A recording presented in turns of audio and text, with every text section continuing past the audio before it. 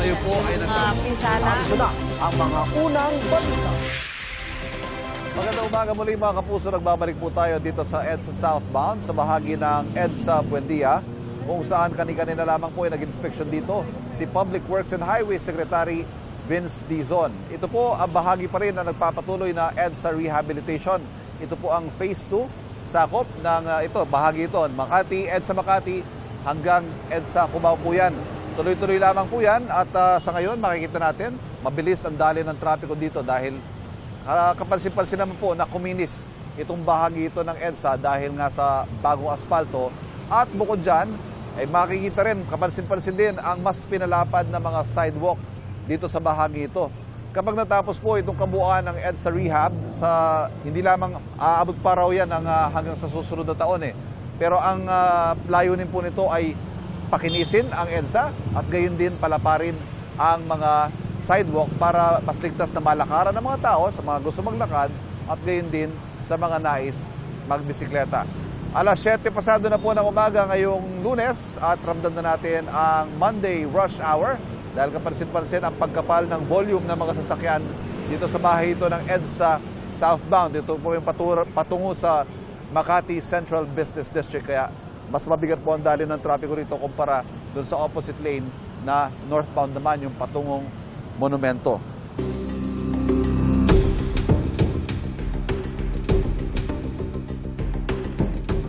Ngayong ikapitong araw ng impeachment trial ni Vice President Sara Duterte, nakatakdang magdesisyon ng Senate Impeachment Court kung ipapasampina ang kahon ng tax records ng vice at kanyang asawang si Attorney Mans Carpio. Noong Miyerkules, nagpresenta ng oral arguments ang prosecution at depensa kung dapat ba itong ipasampina o hindi. Ayon kay House Prosecutor Representative Shell Jokno, hindi hadlang ang Bank Secrecy Law at Data Privacy Act sa kapangyarihan ng impeachment court na isampina ang tax at bank records ng bise. Paglabag naman daw ito sa karapatan ng bise at ng kanyang mister, ayon kay Defense Attorney Michael Powa. Ang kahon ng tax records ng mag-asawa, inihiling ng prosecution na magamit bilang ebidensya para sa pagtalakay sa hindi umano maipaliwanag na yaman ng bise. Hindi niya nito pagdeklara sa kanyang SALN at hindi pag-divest ng interes sa kanyang mga negosyo ng maupo bilang opisyal ng gobyerno. Kinwestiyon ni Senate Minority Leader Alan Peter Cayetano ang paglaki ng yaman ni Senators Ping Lacson at Erwin Tulfo batay sa kani-kanilang Statement of Assets, Liabilities and Net Worth o SALN. Sagot ng dalawa, tumaas ang kanilang yaman dahil saan nila yung mga lehitimong negosyo at real estate. Paimbestigahan naman nila si Cayetano kaugnay sa umano'y ghost project sa Taguig. May unang balita si Jonathan Andal. Sa muling paggulong ng investigasyon ng Senate Blue Ribbon Committee sa flood control scandal, sinabi ni Committee Chair Erwin Tulfo, iimbitahan nila si Lino Cayetano, General Manager ng PTV4 at kapatid ni Senador Alan Peter Cayetano. Pinapaimbestigahan ng younger brother niya yung flood control sa kanilang bayan sa Taguig noong 2022 hanggang 2025 na umaabot sa 6 billion. O siguro dapat mag-ready siya doon dahil kapatid niya mismo ang humihingi ng investigasyon dahil may nakita yata yung kanyang kapatid. Itinanggi ni Senador Cayetano na may ghost project sa Taguig. Wala pong ghost project sa Taguig. At kung may mapapakita po kayo, mananagot. Pero nung sinundan po namin yung JA at sinundan po namin ang mga pondo ng gobyerno, nandun po yung mga project. Kaya suggestion ko, on the record yan sa DPWH kay Secretary Vince Dizon, utusan lahat ng district engineer at kung pwede pati LGU, kunan ng picture. Last year pa to. Kinwestiyon din ni Cayetano ang yaman sa SALN ni Tulfo. Tugon ni Tulfo, wala siyang itinatago at wala ring problema kung imbestigahan siya ng AMLAC o Anti-Money Laundering Council. May real estate ako, meron ako consultancy, tapos meron akong mga business. Siya, saan kaya nakuha niya ng galing? Huwag niya sabihin private practice. Hindi naman siya nag-private practice. Bago ka magtingin sa dumi ng mukha ng iba, tingnan mo muna yung sarili. Kinwestiyon din ni Cayetano ang anyay pagdoble ng yaman ni Senator Ping Lacson sa pagitan ng 2022 at 2025, panahong wala ito sa gobyerno. Kay Senator Lacson, di ba? Ano yung actual, I didn't really pay that much attention pero parang dumoble yung kanyang SALN tapos sinabi niya sa negosyo. Kinwestiyon din niya ang campaign funds noon ni Lacson. Kilala ko rin naman yung mga nagbibigay sa'yo pag eleksyon eh. Di mo naman dineclare, di ba? O, so plunder din ba yon? Sa isang post sa X, sinabi ni Lacson, sumobra na si Cayetano nang atakihin nito ang pinakaiingatan niyang integridad. Anya, hindi dumoble kundi lumaki ng 4 na beses ang net worth niya. Sa 3 taong wala siya sa gobyerno dahil sa kanyang mga lehitimong negosyo na makikita sa kanyang ITR. Di raw tulad ni Cayetano na may budget insertion na 6.79 billion pesos sa 2025 General Appropriations Act. May 2 proyekto umano na nagkakahalaga ng 75 million pesos ang hindi na ipatupad. Dagdag niya, tumanggap din si Cayetano ng 25% kickback sa mga slope protection at iba pang infrastructure projects. Buwelta ni Lacson, nagbibilang na siya ng mga informante at testigong anyay handang magbigay ng ebidensya para may kalagyan si Cayetano sa New Quezon City Jail sa Payatas, kung saan nakakulong ngayon ang mga isinasangkot sa flood control scandal. Senator Panglito Lacson, nakatingin ka sa Taguig. Bakit? Boto kasi sa impeachment laban kay Vice President Sara ang talagang pinagkakaabalan mo. Para sa unang balita, Jonathan Andal, GMA News.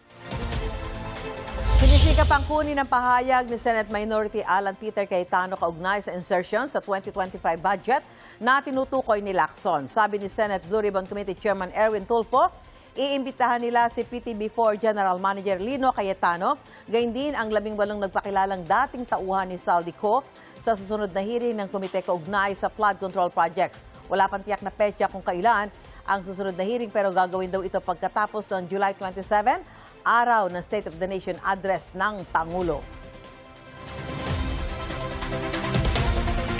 Hindi raw po mapipigilan ang trabaho ng National Bureau of Investigation o NBI nang dahil sa pangungutya o name-calling, ayon po kay NBI Director Attorney Melvin Matibag. Kasunod po yan ang sinabi ni Senador Alan Peter Cayetano sa kanyang pag-live sa social media na ang pangalan ng isang minion sa kanyang t-shirt ay Melvin. Sabi ni Matibag, hindi ma-offend ang NBI sa mga ganitong pahayag. Nakabase raw ang kanilang trabaho sa ebidensya, mga dokumento at sa batas. Iginit niya ang pag-iimbestiga nila sa 2019 Southeast Asian Games ay dahil sa umano'y maling paggamit ng bilyong-bilyong pondo ng bayan. May karapatan daw ang taong bayan na malaman kung paano nagastos ang pera. Nauna nang umalma si Cayetano sa pag-anunsyo ni Matibag kaugnay sa investigasyon. Naninindak lang daw si Matibag bago ang nakatakda niyang pagharap sa impeachment trial ni Vice President Sara Duterte. Si Cayetano namuno sa Philippine Southeast Asian Games Organizing Committee noong 2019.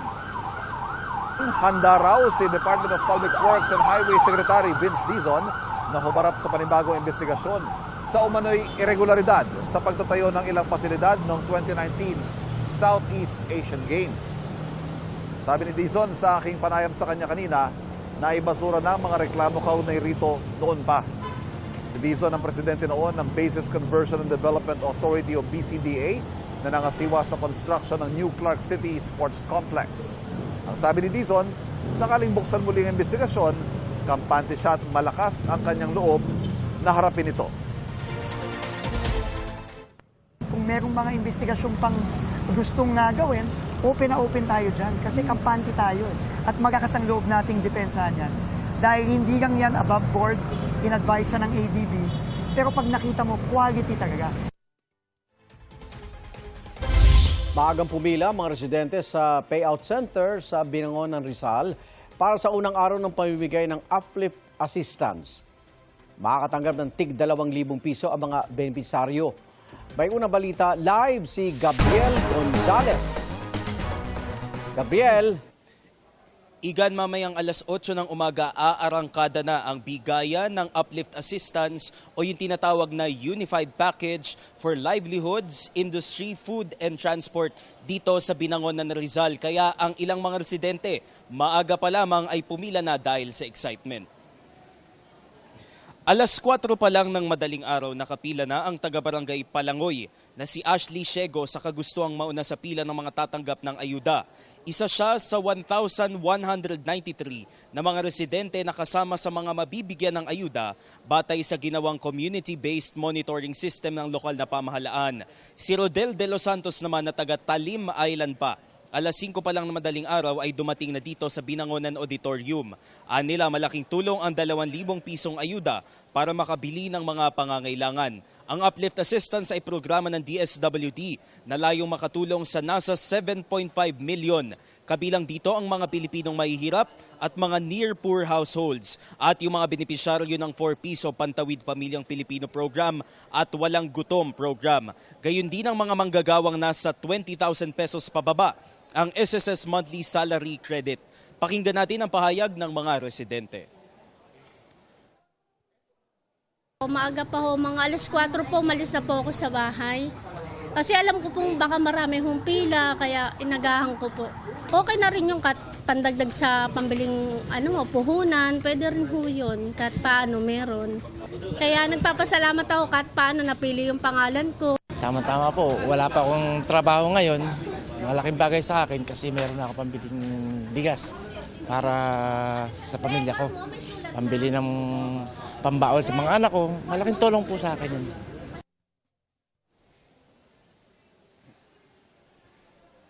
Igan, maalwan ang venue dito sa Binangonan Auditorium dahil naka-aircon yung payout center dito sa Binangonan. Sa pasukan naman ng auditorium, nakalatag ang help desks ng PSA at DSWD sakaling may anumang tanong at may libreng photocopy rin para sa mga hindi nakapagpa-photocopy ng valid ID. Sa mga residente naman na hindi personal na makakapunta dito sa Binangonan Auditorium para kunin yung kanilang ayuda, kailangan lamang na magpadala ng authorization letter doon sa kukuha, gayon din ang larawan ng photocopy ng valid ID na may 3 signature at yung printed copy rin ng mga dokumento. At yan ang unang balita mula rito sa Binangonan, Rizal. Gabriel Gonzalez, GMA News.